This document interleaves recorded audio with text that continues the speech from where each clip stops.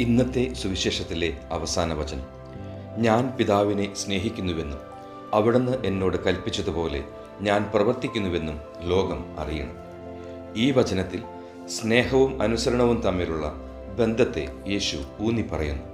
പിതാവിനോടുള്ള സ്നേഹം മാത്രമല്ല, പിതാവിൻ്റെ കൽപ്പനകൾ നിറവേറ്റാനുള്ള അവൻ്റെ ആഗ്രഹവും അവൻ്റെ പ്രവൃത്തികളെ നയിക്കുന്നു. ദൈവഹിതത്തോടുള്ള നമ്മുടെ സ്വന്തം അനുസരണയെ പരിഗണിക്കുവാൻ ഇത് നമ്മളെ പ്രേരിപ്പിക്കണം.